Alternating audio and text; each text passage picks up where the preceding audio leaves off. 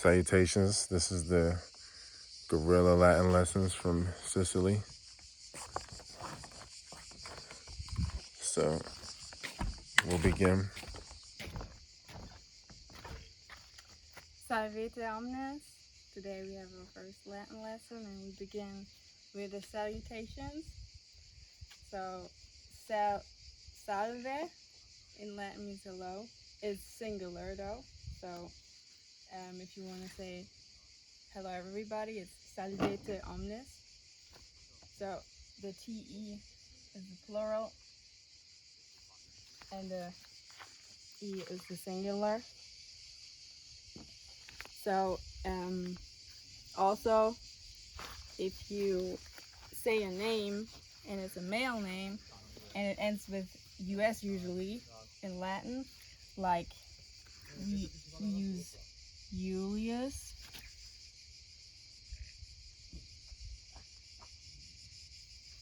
you have to say E U E E. Because there's no J. Yeah, this is an I. So yeah, the alphabet, by the way, has no J because I and J is basically the same letter. We don't have a W, we don't have a Y. The V and the U looks the same, so that's why we do it like this. So if you see like Lucifer written, you might see it LVCIFER. That's right. So, but if you want to call somebody that is a male, you have to put an E.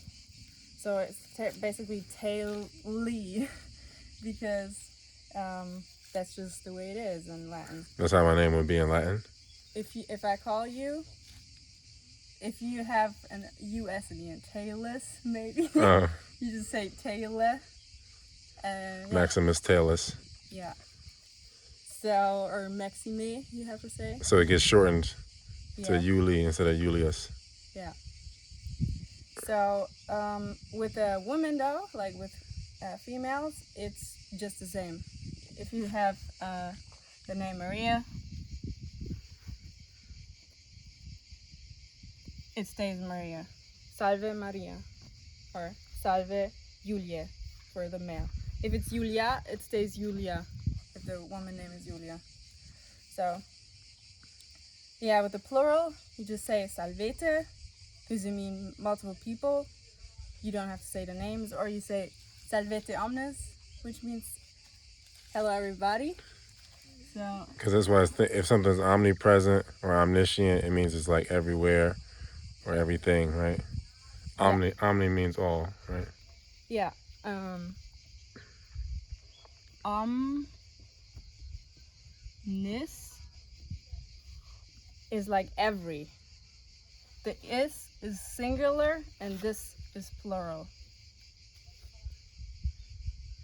Okay. So the us is masculine, the e is when it's singular masculine, how would you do it again? We have different declinations. There's different words. Like this word is different. You build it different. This way is es in the end. Mm-hmm. That's like a consonantic declination, we say. It's basically e declination because you want to understand what I'm saying right now. Ablative would be e in the end. That's why this one here, Julius, is O declination because the ablative of Julius will be Julio. But it doesn't really make sense what I'm saying right now to you probably because you don't know what ablative is. But that's just how they define how the declination is called. Maria is a declination because the ablative has also an a in the end. Maria. Okay, so yes, the declinations, or no, it would be ablative, genitive, accusative. Yeah, it starts with nominative. Nominative, okay. Nominative. Nom is like name, like pointing at something, the name, right? Nom. Yeah, exactly, and it's the basic form of it. That's how in a sentence, if it's a nominative, it's always the subject. Okay. So what would be an example of nominative? Julius or Maria or omnis. But omnis can also be accusative. So some, like Maria, can also be ablative. So some have... The structure of the sentence determines the context of the sentence. Exactly, but some words have multiple, can be multiple forms. Maria can be nominative and ablative, singular. And Julius is just nominative, for example, because the ablative would be Julio. So what's the accusative? Of Maria, or what? Yeah, like how would you put that in a sentence? So, in a sentence? Yeah. So how do you know if it's accusative or what? Yeah. In English, you're saying? Yeah.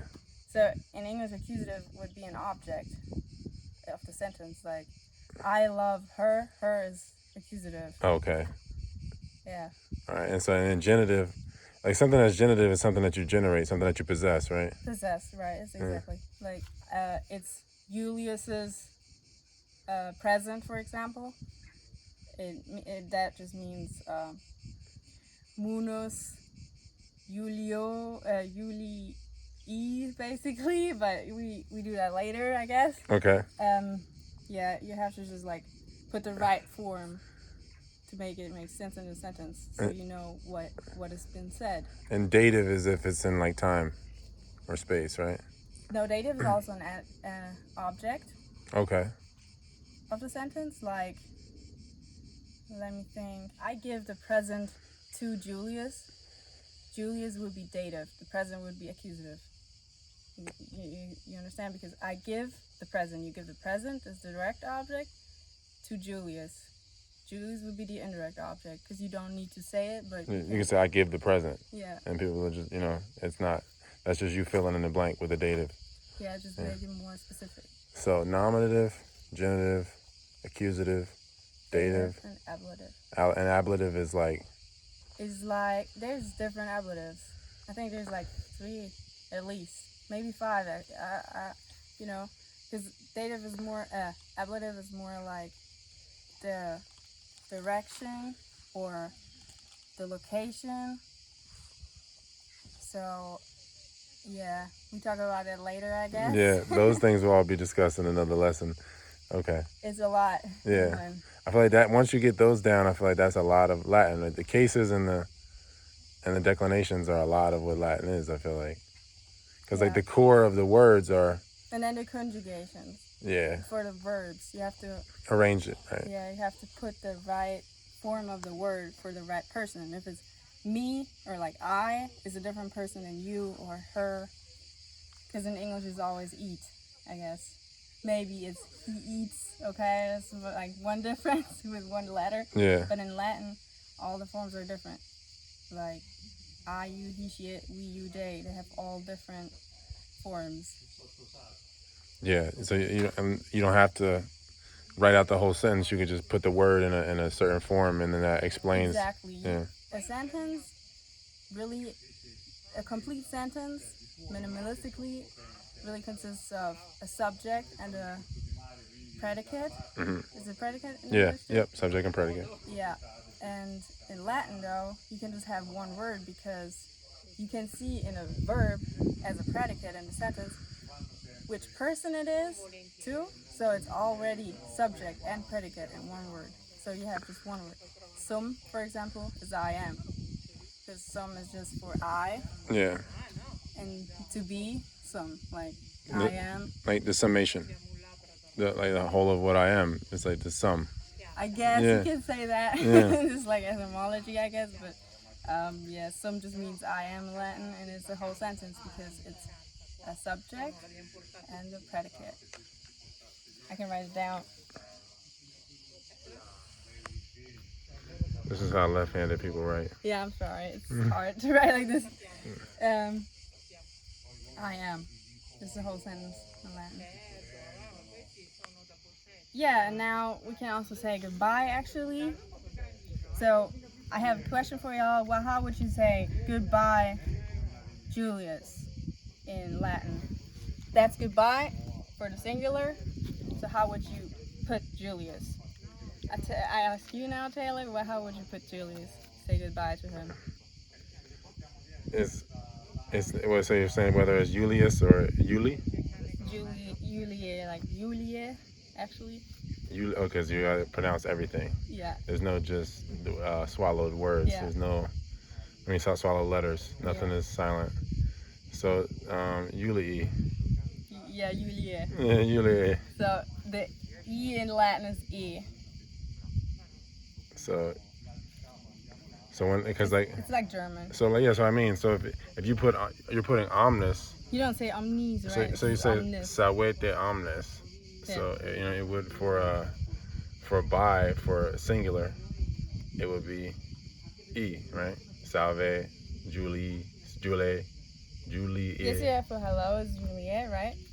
For goodbye is also Juliet because you talk to him. Like if you talk to him directly, if you say something to him, you have to put in E. It's just for masculine O declination. Julius is O declination. You put in E. It's just a weird rule that many people forget. But if you really want to talk Latin and you talk to male people, I guess, a lot too, Yeah. you have to remember that to be correct. And then plural, it's just the same with this. Salvete omnes. Yeah. Yeah. There's so many different ways. There's like plural, pluperfect, right? All the different. It's like perfect plural, and then pluperfect plural, and then right. There's a bunch of different ways to put things in plurality. I think, right? I guess that'd be for another lesson, but either way. So all right. I guess anything else you want to say about this part of it? Not really. I think maybe I can also mention I write Julius with an I. I guess we said because J and I is the same basically, but it sounds like a J, I guess, for Germans because Germans spell Julius with a J. I think it's English people too, but they say Julius, right? Yeah. But if you say Julius in German and you put a J in it, it's still Julius. Yeah, because So J that's is Y. Yeah, but in German we have J's, so it's to like The context. there you can see that it's the same letter. Like as a German, you see it. Yeah. As an American, maybe not because you would say Julius instead of Julius, I guess. But yeah, just to make you maybe understand why J and I is the same letter. Because they just replace it. So like that's that's why Jesus and I feel like Jesus in Islam is IZA, and I think Jesus is IESUS, right? Jesus, right? Because there's no In J Italian, I don't know how it is in Latin, in Latin. but in Italian it's that.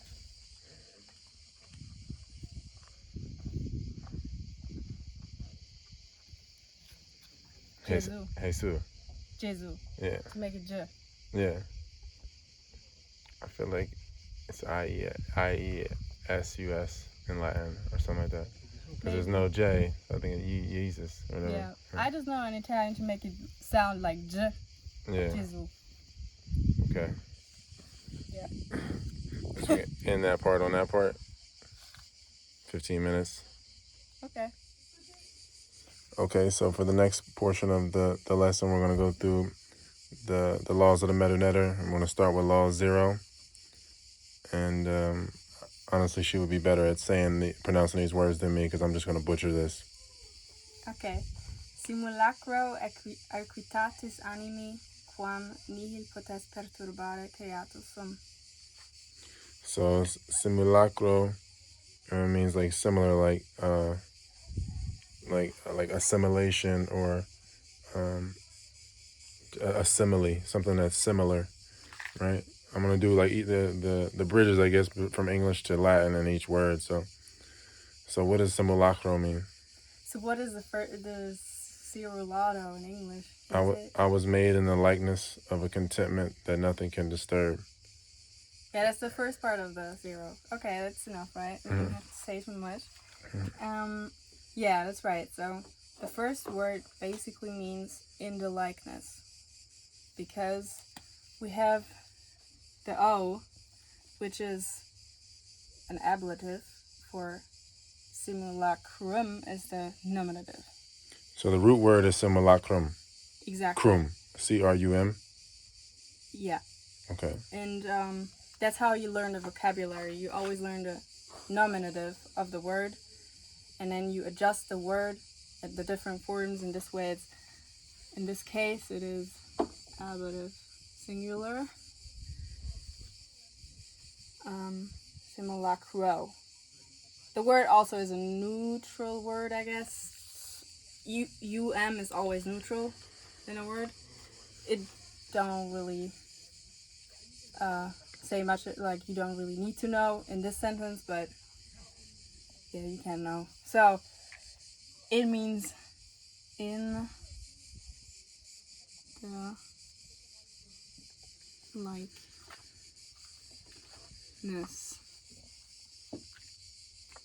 Because an ablative can tell the location, so in the likeness. You know what I'm saying? That's why you don't need. So simu is likeness, or Yeah, simulacrum is likeness. The whole word. okay. And if Yeah. you adjust simulacrum, this means in the simulacrum. Exactly. Simulacra is in the simulacrum. Yeah. So you was just thinking simul is likeness because similar, right? Mhm. It's basically English stole the root of it. Yeah, Simul. So yeah, assimilation, Yeah. simile, similar, Yeah. something that's alike. Yeah. Exactly.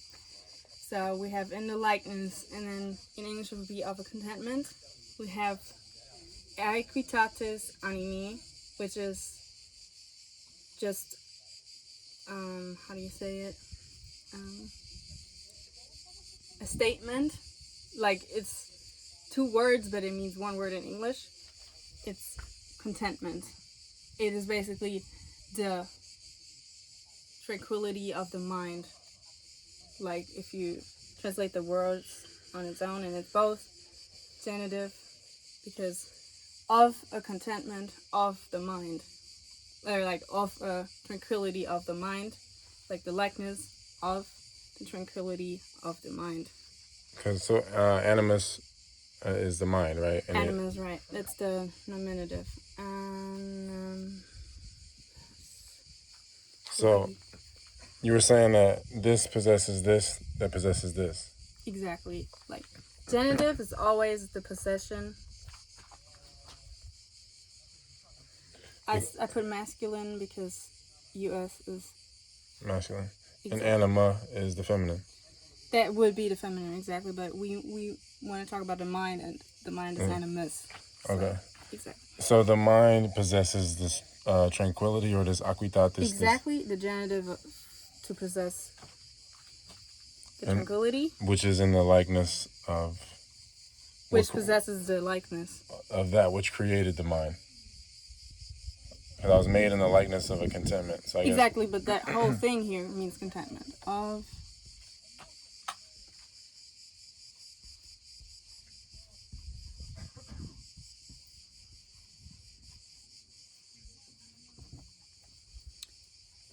You understand? So, because yeah. if you translate all the singular words of, it would be in the likeness of a tranquility of the mind, or of a peace of the mind. You know what I'm saying? The peace of mind is basically contentment. That's why we can just translate it with contentment in this case. But yeah, I myself translated the whole sentence from German, because like I translated the English laws into German, and then I translated it from German to Latin, and the German word for contentment is Zufriedenheit, and Zufriedenheit from German to Latin is equitatis animi. You know, it's just a statement that Latins use. I think it was actually just one. I think it was Seneca that used the statement. It's a philosopher. Equitatis. A Roman philosopher. Yeah, equitatis animi. He said this means contentment. Okay. Yeah. So my mind possesses a contentment that's in the likeness of what created my mind, essentially, right? That's what I'm thinking. Yeah, kind of. Yeah, you can say that. So I have to put it's genitive, singular, feminine. Because it's a feminine word, is equitas. That's the nominative. That's the nominative of animus, and that's the nominative of equitatis. So, why is the genitive different from this one different from this one? It's a different declination.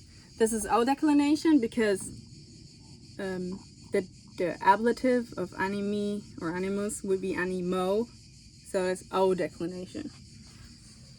The ablative of aequitas would be aequitate. So you don't say E declination, but you say consonantic declination. I don't know why, they just say it. Because maybe it's because it has so many consonants. You say consonant? Yeah, everything that's not a vowel is a consonant. Yeah, that's right. So, in the vocabulary though, you learn the nominative of the word and the genitive. So you know how to form the other forms of it, the other cases. Because you have to take this whole thing. Because equitas is just a nominative. And then you have to take all this, equitat, and then you put the ending on it. Is. Is the genitive ending for the consonant declination. Good. So that's why you can put an E in there, and it is the ablative. So after the T, I mean like equitate. So, understood? Any questions? You want to say something? No, we go into the next part of the sentence, or next part of the law. Okay, so far we have in the likeness of a contentment. So in the likeness, so my mind is in the likeness of a contentment, or just in the likeness of a contentment? So far it's just in the likeness of a contentment, because the mind is always, is already... What contentment is? Yeah. Okay. It's a piece of the mind, it's the contentment. Okay. You understand? Yeah. Good. So now we come to a sub-sentence, basically. I don't know how you really say it in English. In German it's Nebensatz. But Satz is sentence. We have Hauptsatz is the main sentence, and Nebensatz is the next to the main sentence. So it's a supportive sentence, I guess. Yeah, supportive sentence. You have that in English? Okay. I just made that up. Okay, you made it up. So that would be the part where we say that nothing can disturb, and it starts with quam, and that means that. But it comes from qui, quai, quod. I'll write it down. Qui, quai, quod. So what makes it quam and not one of those three? Yeah, this is nominative, right? All three of them are nominative. This singular. Yeah, this is masculine. Masculine nominative. Yeah, this is feminine. This is neutral. So in German, it would be Daddy das. Oh, Daddy das. That's where we. Okay. Yeah, or diese, dieses. That's another Daddy das way to say it. It's more like a pronoun. So, because Daddy das is more an article. Somehow that made Daddy das seem more easy. Diese. That's more a pronoun. You know, this is a pronoun. Yeah. That is a pronoun, and Daddy das would be articles. The. You know what I'm saying? But that's really a pronoun, though. So that's a dieses. But you can also say Daddy das in a sentence as a pronoun in German. But that's a lot now. You don't have to learn German now. But yeah, for those that know German, they understand what I'm saying. To line it up. Yeah. And this is all nominative, right? You learn that vocab as that. You know, for masculine, feminine, neutral. And it's singular, of course. And then we have quam, though, and it's accusative, singular. And feminine. Because it belongs to that word here, which is feminine. Because we're talking about that likeness. or Exactly. that No. Lightness tranquility. is different. Yeah, we're talking about that tranquility or peace. Yeah, that peace, That tranquility. contentment. The contentment, exactly. Yeah. And why don't we use masculine for anime mind? Because we're talking about the peace of the mind anyways. We're talking about that peace, the contentment. The anime is basically just to make you understand which piece is meant. The contentment. Yeah, you know what I'm saying? Yeah, in the mind. It's really like this is the main word what we're talking about. It's the subject. The subject is kind of is the contentment, the acuitatas. Yeah, it's the subject of what we're talking about, but it's not the subject of the sentence because it's this genitive. Yeah. The subject of the sentence is I, because I am made of. Yeah. Or made. I'm made of. Yeah, I was made in the likeness. Yeah. Made in the likeness. I was made. That I am or I is the subject in the sentence. We're not there yet though. Yeah. That's in the end. Yeah, because Latins or Romans, they put the predicate in the end of the sentence. They usually do that. Or they want to emphasize what they're doing. Then they put it in the beginning, I guess, but that's really rare. They don't really do that. It's actually it's gonna emphasize the sentence even more, I guess, when it's in the end, right? If you talk and you put it in the end of a sentence, the last thing you say is better remembered. Yeah, so it's actually emphasized anyways. Just by its positioning. Yeah, exactly. So that means that in this accusative is an object because that nothing can disturb nothing in that subsentence, or you said supportive sentence. Supportive sentence is the subject actually in that sentence. And so nihil means like nothing. Yeah. Nil. Yeah, it comes from nil, I guess. You can say that in Latin too, but you usually say nihil, and it means nothing.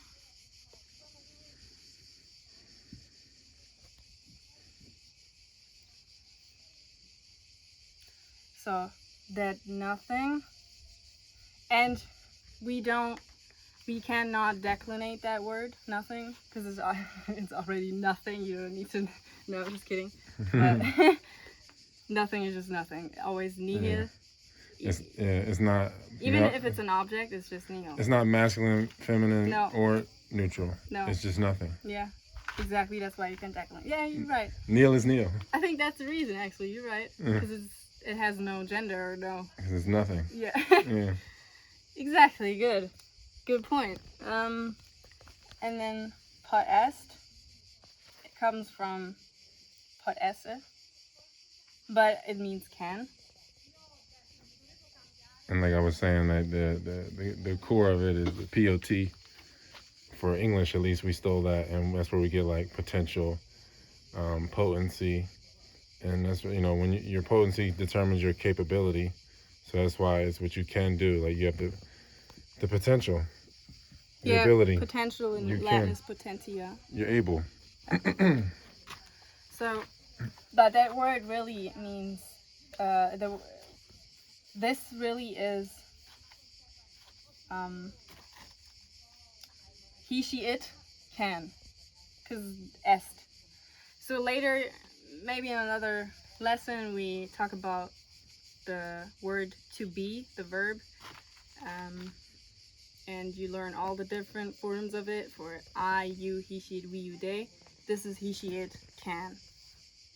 Because like, it's not be, it's can, because pot, est, and it comes from pot esse, pot.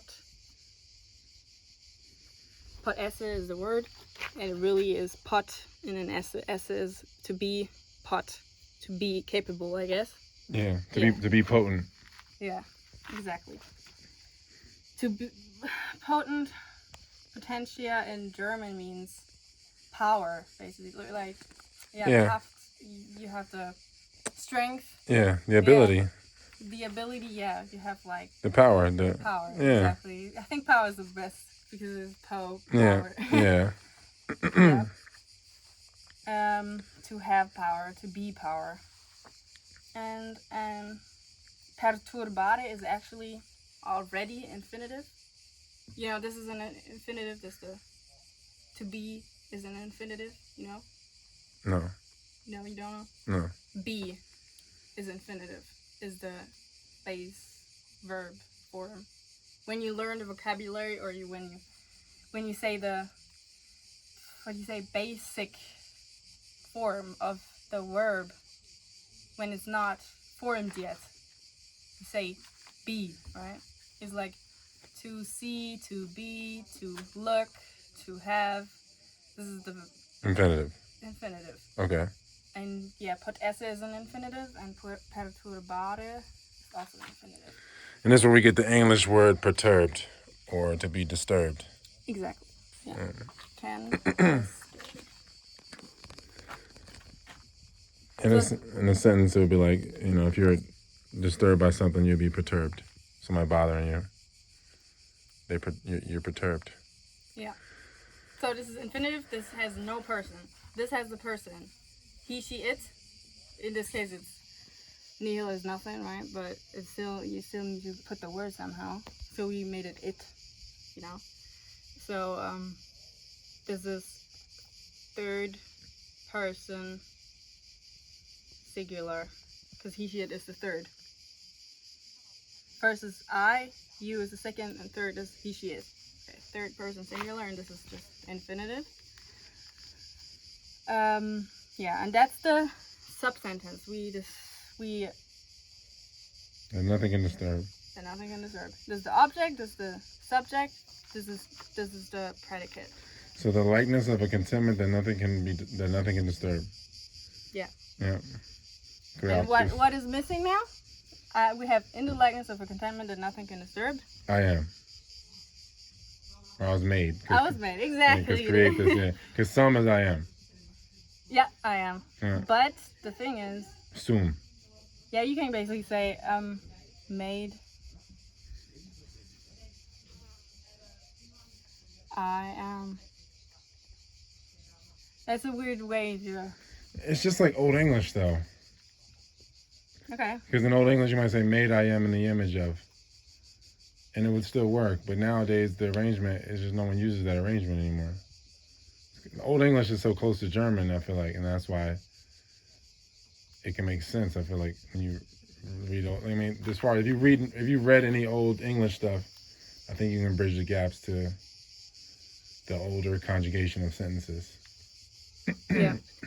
That's the predicate of the main sentence. The main sentence goes from simulacro aequitatis animi creatus sum. I am made in the likeness of a contentment, and then we have the subsentence that nothing can disturb. So I talk about this now. The thing is, it's not as easy as it looks, though, because you can say I am creatus made. It's basically, in English it's easy because this is just a participle, creatus, us. Okay, actually, if you're a woman, you have to say creata instead of us. Creata sum. Yeah. This is for males, and this is for creata is for females. Okay? Dubis creata sum. Yeah. If I say I am made in the likeness of a contentment that nothing can disturb, I have to say creata sum. So yeah, you see here, this is the participle. You say, in Latin there's a, we say p. The thing is, it's hard to explain. Hold on. There you go. Thanks. I explain it another way, I guess. This word here is one word, or it comes from one word, which is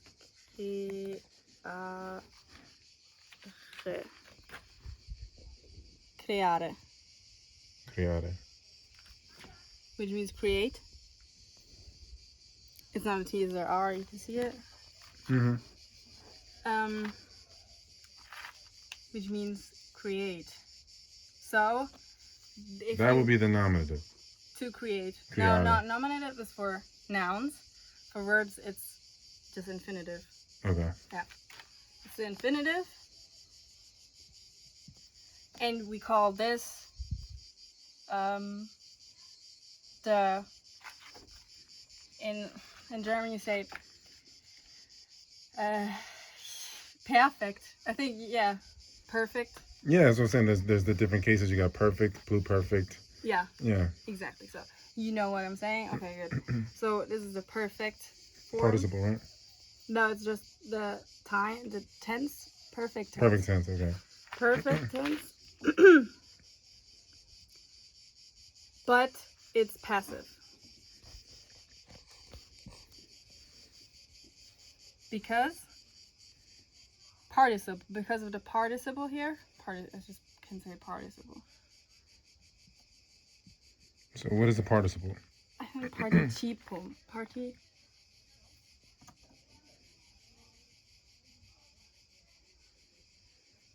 Participle.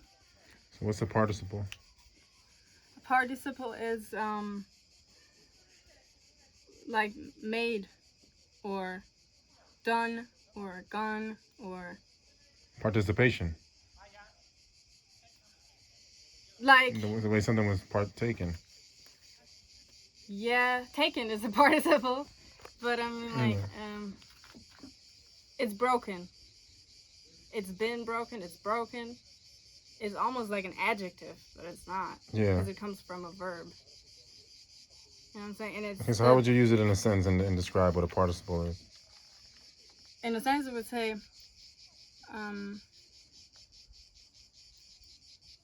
my computer was broken by the police. Broken is a participle. Okay. Because it's a past tense verb. Yeah, you need the participle for the past tense verb. To make make the connection that this event or this verb had taken place, this action had taken place in the past. Yeah. So creatus. Exactly. It's in the past because it's the creation that already happened. It happened. Exactly. Yeah. That's a good way to explain it. Yeah, I guess. Because I am made. So you say like Hillary destroyed 30,000 emails. Destroyed. No, that is actually just normal perfect. It's not a participle. Because it's just past tense, normal past tense. Because she destroyed. But if she was destroyed, it would be a participle. Oh, because she did it, but since it was like she was destroyed, it would be different. Because it's her that is destroyed. But if she did something, the action is just in the past. If you say Hillary destroyed something, you just tell that the action was in the past. She destroyed. It's an action. So it doesn't need a participle because it's perfect. Because it's active. Okay. She does it actively. Yeah. If she was destroyed, it's passive, right? Why was it? Because she is passive. She was destroyed by somebody, not active. She was not the active part in the sentence. Okay. Yeah. Good. Yep. All right. Yeah, I get it. In a passive, you need a participle. So the subject was already destroyed in the past, whereas we're talking about the subject being Hillary, destroying something in the past.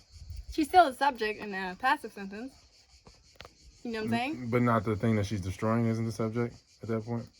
Like, she's always a subject in both sentences. If she destroys something, she's the subject. If she was destroyed by something, she's also the subject. But the thing is, you have to look at the verb, or the predicate, I guess. It says, she was destroyed by somebody. She's the passive. Okay. If she destroys, she does it actively. She's the active. You know what I'm saying? But I'm saying if she destroyed. Yeah, it's still just her actively, but in the past. Okay. Yeah. All right, I get it. Okay. Yeah.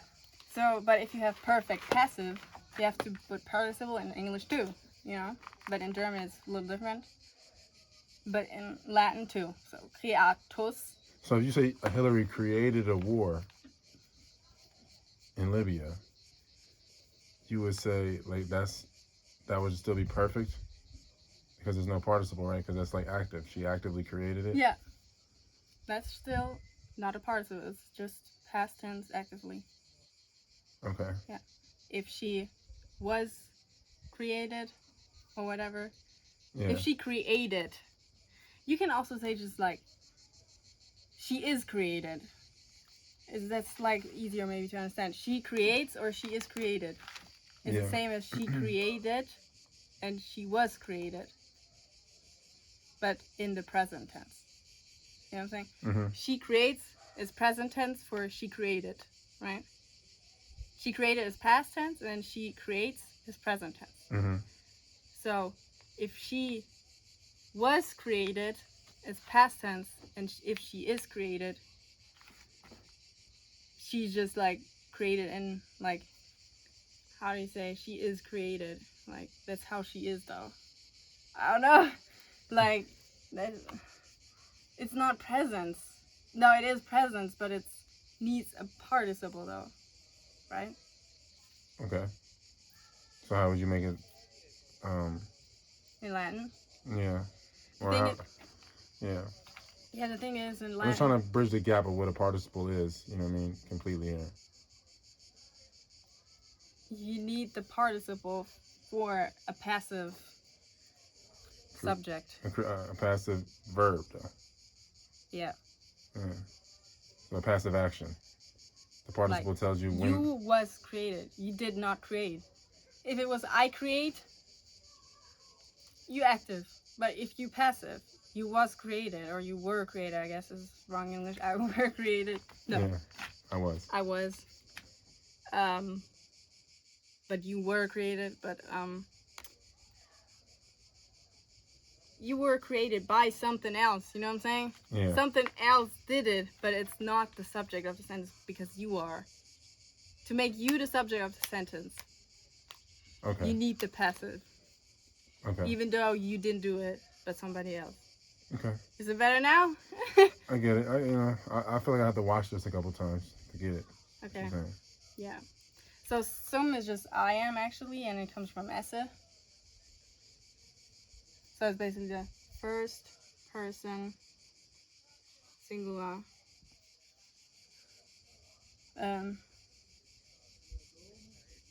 From esse, but since it's like this, it's also perfect passive, like perfect tense passive. That's how you form it, I guess. From creare, you put the participle creatus, a or for neutral. Hold on. You have to do it really pretty. Creatum is neutral creation. Creatus is masculine creation. And creata. Created. And creata is feminine creation. Created, yeah. To be created. Like the feminine. Like, we maybe nowadays with the transgender people or whatever, They would or be creatum? the queer, I don't know if they want to be some like it or something, and they have to say creatum some. Yeah. Or if you talk about maybe animals and you don't know the sex, you say creatum, because like to generalize. I feel like I learned in English lessons that if you see a dog and you don't know if it's a boy or a girl yet, you say it, the dog, it is beautiful or whatever. It is pretty. So maybe for animals you use but as soon as you know the sex, you say a or us, I guess, not us. Yeah. Creatus sum, I am. If you say they are, or like it is, it would be something else. Est. Actually, but yeah. So the perfect tense though is formed with a participle. You see it here, participle though, and a form of esse. And you have to adjust it to I. I am a sum. If it's something else, it's something else. Like here, the third person is est. If you want to put the third person singular, it must be est. So it would be he, she, it. Yeah. But we have I am, so we have to do it like this. So that's basically the whole sentence. It's just another word order a little bit, not really much. I actually translated the sentence, so if there's any mistake, forgive me or tell me to, so I can learn. If anybody of you already knows Latin like that, and yeah, that's how I translated it. And I think I did it like as correct as I can and as like logical as I can, because it's really close to the English version or the German version, and it doesn't need too many words. So I feel like that's how I would translate it. All right, so we'll move on to the next sentence. All right, so we learned the black, and the next lesson will be learning the red, which is the remaining part of Law 0 in the Metu. So she can read it a lot better than me. Recupero aequitatem animi ut causam existentiae meae adipisci potiam, fruitionem vitae. So I was made in the likeness of a contentment that nothing can disturb. I reclaim my contentment so that I may attain my purpose for coming into existence, the enjoyment of life.